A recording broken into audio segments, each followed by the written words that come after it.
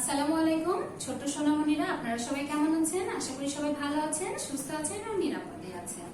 শিমুর Memorial Naushad school and কলেজের KG শ্রেণীর গণিত ক্লাসে আপনাদের সবাইকে স্বাগত জানাচ্ছি। আমি সাবরিনা আইরিন সাথী। প্রতিদিনই আমরা কি করি, করোনা নিয়ে কিছু না কিছু বলে থাকি। তো আজকেও বলবো, করোনাকালীন এই সময়ে অবশ্যই স্বাস্থ্যবিধি মেনে বাসায় থাকবেন।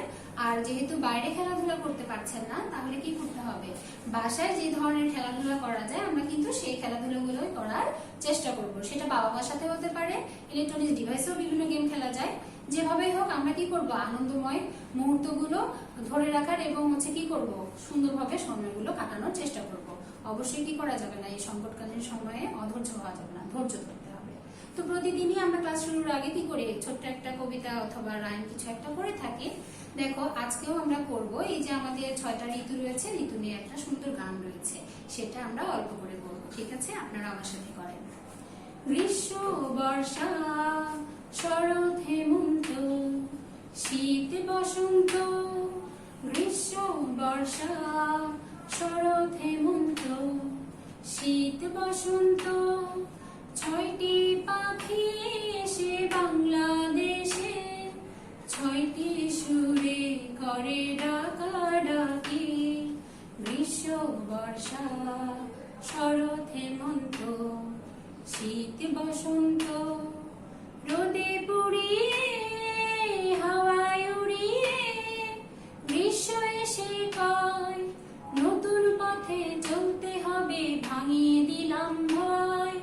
রোদে পুড়িয়ে, হাওয়ায় উড়িয়ে, গ্রীষ্ম এসে কয় নতুন পথে চলতে হবে, ভাঙিয়ে দিলাম ভয়।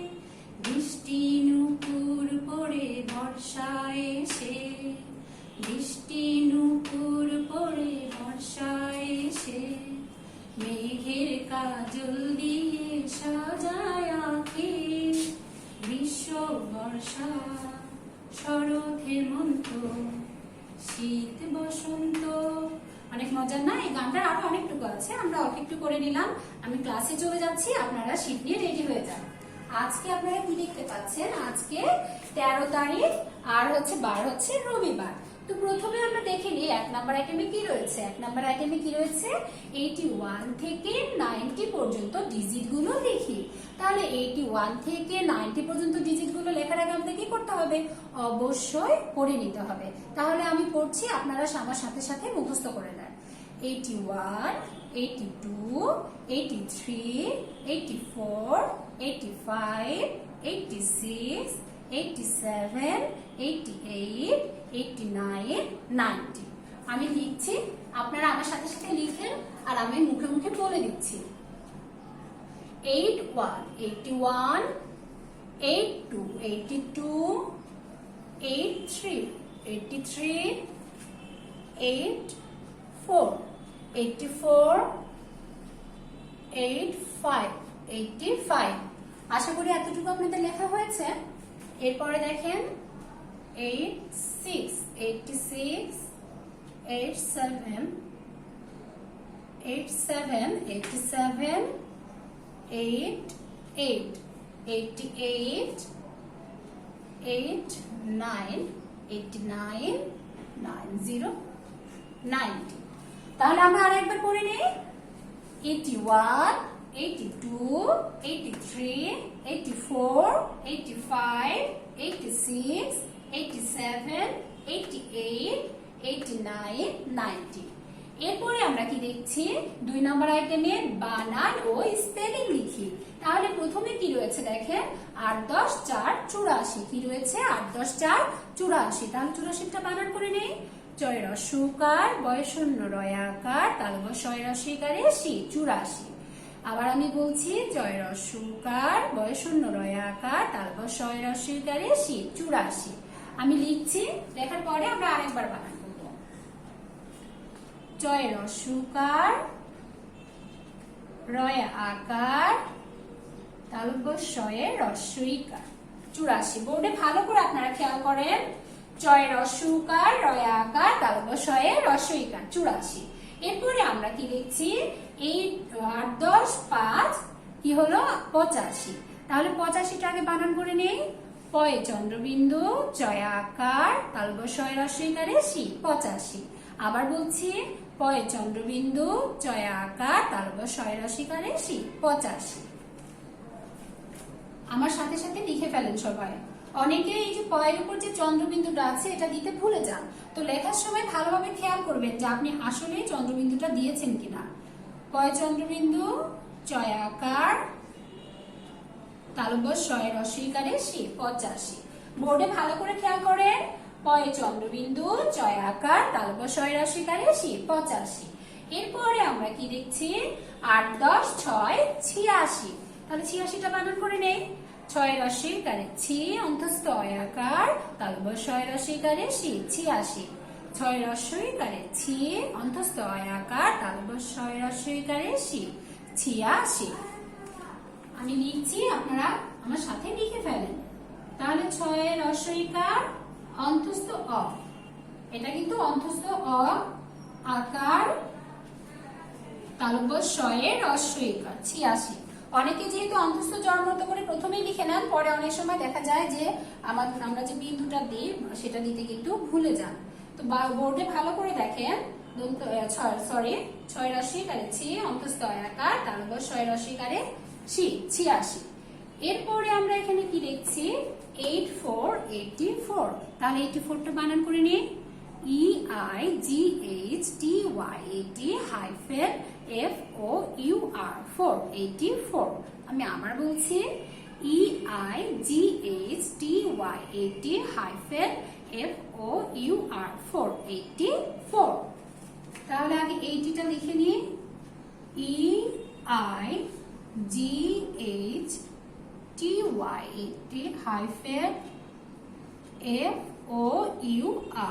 4 ভালো করে বোর্ডে খেয়াল করেন, EIGHTY 4 84। এরপরে কি রয়েছে দেখেন, 85 85। তাহলে 85টা বানান করে নিই আগে, EIGHTY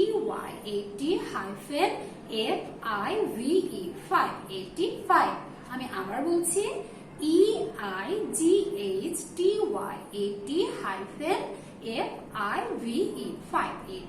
5 তাহলে 85 আমরা কিছুক্ষণ আগেও 80 লিখলাম, সেই বানানটাই এখন আবার রয়েছে, EIGHTY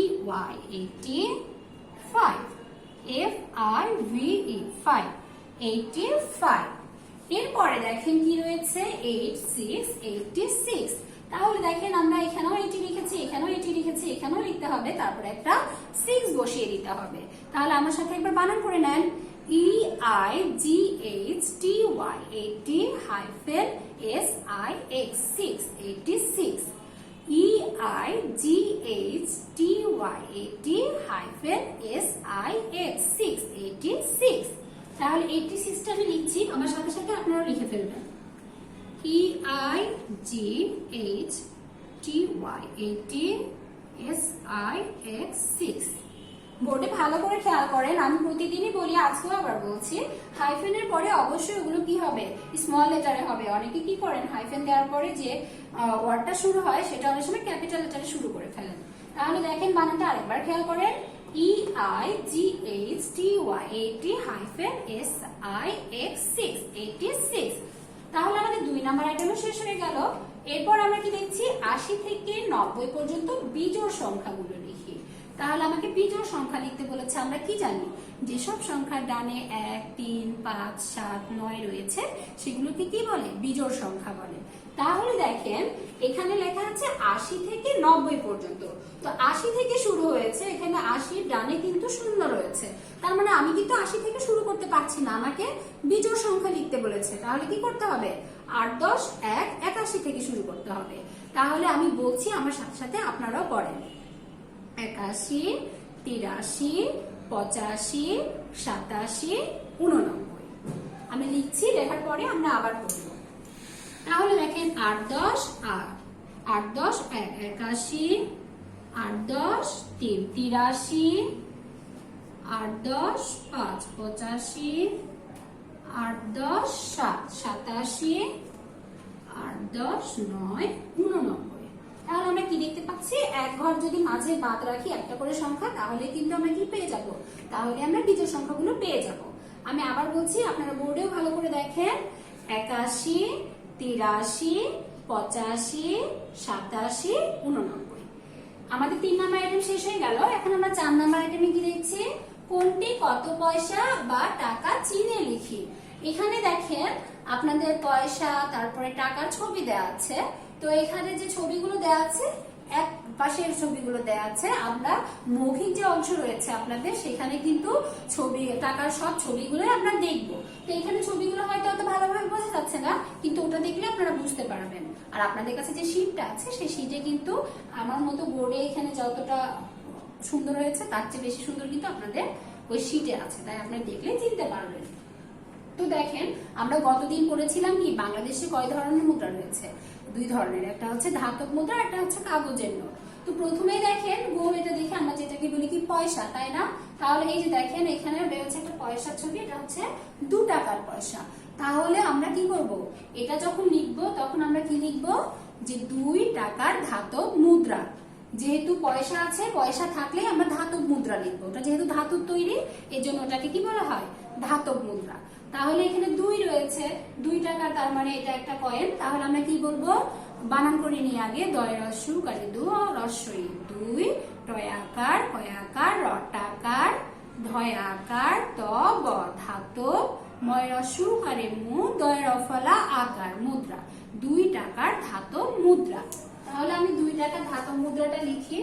এটা যেহেতু অনেক বড় একটা অংশ, তো আপনাদের যে বক্সটা থাকে, অনেক সময় দেখা যায় আপনাদের লেখা অনেকের বড়, হয়তো এখানে আটতে চায় না, সেক্ষেত্রে আপনারা একটু ছোট করে লিখবেন, চেষ্টা করবেন যাতে এর মধ্যেই ধরে যায়।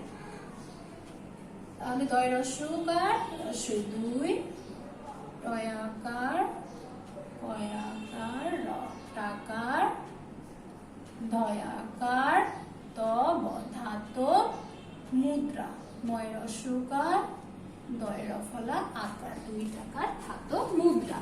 তাহলে ভালো করে খেয়াল করেন, দয় রস্যকার রস্যই 2, টয় আকার কয় আকার র টাকার, ধয় আকার ত ব ধাতব, ময় রস্যকার দয় রফলা আকার মুদ্রা। এটা অনেক কঠিন হয়ে যাচ্ছে আপনাদের জন্য, প্রথম দিনে একটু কঠিন লাগছে, কিন্তু আপনারা যখন বারবার প্র্যাকটিস করবেন, এরপরে যখন আরো ক্লাস করবেন, তখন দেখবেন আর কঠিন লাগছে না। এরপরে আমরা এখানে দেখতে পাচ্ছি 2টা হরিণ রয়েছে। তাহলে দেখেন, এই যে 1 টাকার নোটটা হয়তো অনেকেই আপনারা এখনো পর্যন্ত দেখেননি, ওটা এখন আর অতটা দেখা যায় না। তো এই 1 টাকার নোটের চেনার হচ্ছে সবচেয়ে ভালো উপায় হচ্ছে, এখানে কি থাকবে, এখানে একটু 2টা হরিণের ছবি দেওয়া থাকবে। আর এখানে এক তো লেখাই আছে, আপনারা ছবি দেখেও চিনতে পারবেন যদি লেখাটা নাও চিনেন। তাহলে এখানে একটা হরিণের 2টা ছবি আছে, তার মানে এটা কি, এটা যেহেতু কাগজের তৈরি নোটগুলো, তাহলে আমাকে কি লিখতে হবে, 1 টাকার কাগজের নোট। কি লিখতে হবে, 1 টাকার কাগজের নোট। তাহলে আমার সাথে সাথে আপনারা বানান করে নেন, এ ক 1, টয় আকার কয় আকার র টাকার, কয় আকার গ বর্গীয় জয়কার র কাগজের নোট, দন্ত নয় ওকার ট নোট, 1 টাকার কাগজের নোট। আমি লিখছি, আপনারা দেখে দেখে সঠিকটা লেখার চেষ্টা করবেন অবশ্যই। এ ক 1, টয় আকার কয় আকার র 1 টাকার, কয় আকার গ বর্গীয় জয়কার র কাগজের নোট, দন্ত নয় ওকার ট নোট। তাহলে দেখেন অনেক বড় একটা অংশ, তাই না? দেখতে একটু কষ্ট হবে, আস্তে আস্তে অভ্যাস হয়ে যাবে। তাহলে বানানটা ভালো করে খেয়াল করেন, এ ক 1, টয় আকার কয় আকার র টাকার, কয় আকার গ বর্গীয় জয়কার র কাগজের, দন্ত নয় ওকার ট নোট, 1 টাকার কাগজের নোট। এরপর দেখেন, এখানে কি দেখতে পাচ্ছেন, এখানে দেখতে পাচ্ছেন 10 লেখা আছে। 10 লেখা দেখেও আমরা বুঝতে পারছি এটা আসলে কি 10 টাকার কাগজের নোট। আর এই যে এখানে একটা ছবি দেখতে পাচ্ছেন, এখানে একটু আরবি লেখা আছে, একটু গম্বুজের মতো আছে, এটা আসলে বাইতুল মোকাররমের ছবি। তো এইটা 10 টাকার যে নোটটা রয়েছে, সেটাতে কিন্তু এই যে বাইতুল মোকাররমের ছবি থাকে, এটা আমাদের জাতীয় মসজিদ, সেই ছবিটা এখানে থাকে। তাহলে বরাবরের মতোই, আগের মতোই আমরা এখানে 10 টাকার কাগজের নোট লিখবো, যেহেতু ওখানে 1 ছিল 1 টাকা, এখানে 10 আছে 10 টাকার। তাহলে আমার সাথে আগে বানান করে নিতে হবে। দ তালবস্য দশ, টয়াকার কয়াকার র টাকার, কয়াকার গ বর্গীয় জয়কার র কাগজের দন্ত নয়কার ট নোট, 10 টাকার কাগজের নোট। তাহলে আমি লিখছি, আমি একটু ধীরে ধীরে লিখছি, অনেক বড় লেখা হয়তো আপনাদের লিখতে অসুবিধা হতে পারে। 10 দ তালবস্য 10, টয়াকার কয়াকার র টাকার, এতটুকু লেখা হয়েছে নিশ্চয়, কাগজের কয়াকার গ বর্গীয় জয়কার র কাগজের নোট, দন্ত নয়কার ট নোট। দেখেন আমার এখানেও কিন্তু লিখতে অনেক চাপাচাপি হয়ে যাচ্ছে, বক্সটা যদি আরো বড় হতো তাহলে আরেকটু জায়গা পাওয়া যেত। তো আপনারা এর জন্য একটু ছোট ছোট করে লিখবেন। তো বানানটা ভালো করে বোর্ডে খেয়াল করেন, আমি আবার বলে দিচ্ছি। দ তালবস্য 10, টয়াকার কয়াকার র টাকার, কয়াকার গ বর্গীয় জয়কার র কাগজের দন্ত নয়কার ট নোট, 10 টাকার কাগজের নোট। তাহলে আমরা কত পয়সা কত টাকা চিনে চিনে এখানে লিখে ফেলবো। এরপর 5 নাম্বার আইটেমে কি দেখছি, যোগ করি। তো যোগ বিয়োগ আসলে নতুন না, এর আগেও আপনারা করেছেন। তো এখানে কি দেখতে পাচ্ছেন, 6 10 2 62 রয়েছে, নিচে রয়েছে কত 3 10 4 34। তো আমি এর আগেও যখন যোগ করেছি আপনাদের কি বলেছি, আপনারা হাতে গুনে আঙুল গুনেও করতে পারেন, তারপরে কি করতে পারেন দাগ টেনে। তো আমি দাগ টেনে দেখাচ্ছি, উপরে কত রয়েছে, আমরা সবসময় ডান দিক থেকে শুরু করব। উপরে রয়েছে 2, যোগ হোক বিয়োগ হোক গুণ সবকিছু আমরা ডান দিক থেকে শুরু করব। তাহলে 2টা দাগ দিয়ে নিই। আর এখানে কত রয়েছে, নিচে 4 রয়েছে, 1 2 3 4। তাহলে এখন যোগ মানে তো একত্র করা, তাহলে আমরা এই দাগগুলোকে একত্র করে নিই। 1 2 3 4 5 6, তার মানে এখানে কত হবে, এখানে 6 হবে। এরপর দেখেন এই পাশে কত রয়েছে, 6 আর নিচে রয়েছে 3, তাহলে 6টা দাগ টেনে নিলাম, 3 4 5 6, আর নিচে 3 রয়েছে, 3টা দাগ টেনে নিলাম। এখন আমরা একত্র করে দেখি কত হচ্ছে, 1 2 3 4 5 6 7 8 9। তার মানে আমার টোটাল কত দাঁড়ালো, 62 আর 34 যোগ করলে হবে 9 10 6 96। এরপর দেখেন এখানে কি রয়েছে, খ নাম্বারে 7 10 3 73, আর নিচে রয়েছে 1 10 2 12। তাহলে ওটার মতোই আমরা যোগ করব। উপরে যেহেতু 3 রয়েছে, 3টা দাগ দিয়ে নিই। নিচে সংখ্যা কত রয়েছে, 2, 2টা দাগ দিয়ে নিলাম। এখন একত্র করে নিই, 1 2 3 4 5, এই যে 5। এরপরে আমরা দেখছি কি বাম পাশে রয়েছে 7, উপরে নিচে 1, 7টা দাগ দিয়ে নিই, 1 2 3 4 5 6 7, আর নিচে 1। এখন টোটালটা করে নিই, 1 2 3 4 5 6 7 8, তার মানে এখানে কত হলো 8। আপনারা পেন্সিল দিয়ে পাশে করবেন, পরে মুছে দিবেন, কোনো সমস্যা নেই। তাহলে দেখেন 73 আর 12 যোগ করলে কত হলো, 73 আর 12 যোগ করলে 85 হলো। আজকে আমাদের রাইটিং আইটেম এতটুকুই ছিল। এখন আমরা মৌখিক অংশ দেখবো। মৌখিক অংশে আমরা কি করবো, এই যে তোমাদের টাকা পয়সা লিখলাম না, এই টাকা পয়সাগুলো জানাবো। তাহলে আমরা একটু প্রজেক্টরে দেখে নিই। তাহলে দেখো আমি বললাম যে আমাদের যে মৌখিক অংশটুকু রয়েছে সেটা আমরা বোর্ডে দেখে নেব। এখন আমরা দেখি মৌখিক অংশে আমাদের আজকে টাকা পয়সা মুদ্রা যেগুলো রয়েছে সেগুলো আমরা চিনব। তো তোমরা এখানে প্রথমে কি দেখতে পাচ্ছ, প্রথমে এখানে একটা মুদ্রা দেখতে পাচ্ছ। প্রথমে এটা রয়েছে কি, এটা হচ্ছে 1 টাকার যে মুদ্রা রয়েছে, ধাতব মুদ্রা। আমরা কিছুক্ষণ আগে লিখলাম না, ধাতব মুদ্রা থাকলে লিখবো যে 1 টাকার ধাতব মুদ্রা। তো এখানে দেখো 1 টাকার ধাতব মুদ্রা রয়েছে। এরপরে দেখো এখানে কি রয়েছে, 5 পয়সা রয়েছে। তো 5 পয়সা 10 পয়সা এগুলো আসলে এখনো প্রচলিত না, কিন্তু আগে যেহেতু ছিল এর জন্য এখনো এগুলো কিন্তু আমরা একটু চিনে রাখছি। অনেকের বাসায় দেখবে যে অনেকে বিভিন্ন কয়েন হচ্ছে কালেক্ট করে রাখে না, সেখানে অনেকে দেখতে পারো যে 5 পয়সা 10 পয়সা আপনার কাছে কিন্তু থাকতে পারে, চাইলে দেখতে পারো।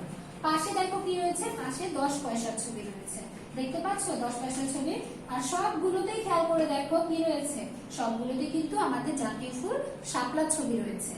এরপরে দেখো এইখানে দেখতে পাচ্ছ একটা ছবি, এখানে কি রয়েছে, এটা হচ্ছে 25 পয়সা, এটা 25 পয়সার হচ্ছে ধাতব মুদ্রা। এরপর দেখো এই যে এই পাশে ভালো করে খেয়াল করে দেখো এখানে কি রয়েছে, তাহলে এখানে আমরা কি দেখলাম, এখানে আমরা দেখলাম যে 50 পয়সা ধাতব মুদ্রা। আর পাশেই দেখো এটা রয়েছে, এখানে দেখো এখানে ছবিটা তোমরা তো ভালো হয়তো বুঝতে পারছো না, এখানে বাবা মার দুটো সন্তান রয়েছে, এটা হচ্ছে 1 টাকার যে ধাতব মুদ্রা রয়েছে সেটা।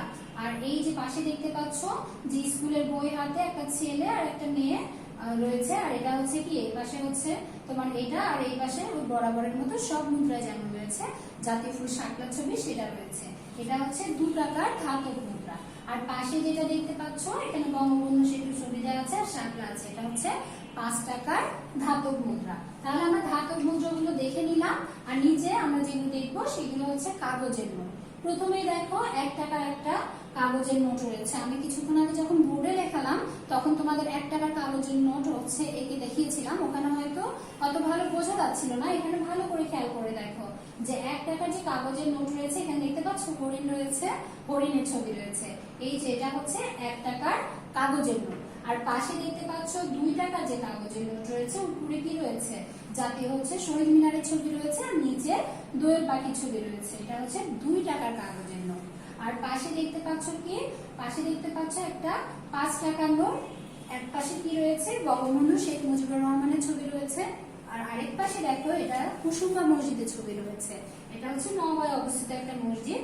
তো এটা হচ্ছে আমাদের কি 5 টাকার কাগজের নোট।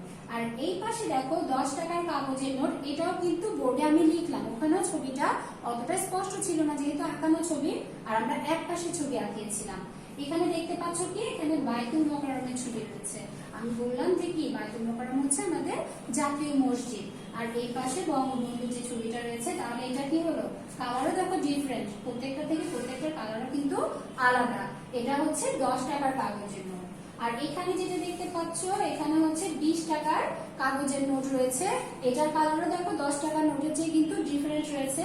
এখানে হচ্ছে অনেকে কাজ করছে, ছবিটা অত স্পষ্ট বোঝা যাচ্ছে না। আর এরপরে দেখো 50 টাকার যে কাগজের নোট রয়েছে, তো দেখতে পাচ্ছ এখানে তোমার হচ্ছে আমাদের যে জাতীয় সংসদ রয়েছে সেটা ছবি রয়েছে। আর এই পাশে কি রয়েছে, এই পাশে রয়েছে 100 টাকার কাগজের নোট। এইখানেও বরাবরের মতো দেখো এখানে হচ্ছে 7 গম্বুজ মসজিদের ছবি রয়েছে, এখানে কি রয়েছে এখানে বঙ্গবন্ধু শেখ মুজিবুর রহমানের ছবি রয়েছে। তারপরে দেখো এটা হচ্ছে রিসেন্টলি আমাদের এই কাগজের নোটটা প্রচলিত হয়েছে, সেটা হচ্ছে কি 200 টাকার কাগজের নোট। আর এখানে কি রয়েছে, এখানে হচ্ছে 500 টাকার কাগজের নোট, আর এখানে রয়েছে 1000 টাকার কাগজের নোট। তাহলে আমরা এর আগে যে কাগজের নোটগুলো সম্পর্কে জেনেছিলাম সেগুলো আজকে দেখে নিলাম। আশা করি তোমার বাসায় যেগুলো রয়েছে অবশ্যই প্রত্যেকটা পাশে লেখা আছে কোনটা কত টাকার নোট, যদি পড়তেও না পারো দেখে চিনতে পারবে। তো আজকে ক্লাস এতটুকুই ছিল, আগামী ক্লাসে আমাদের জানিয়ে এখানে শেষ করছি। আল্লাহ।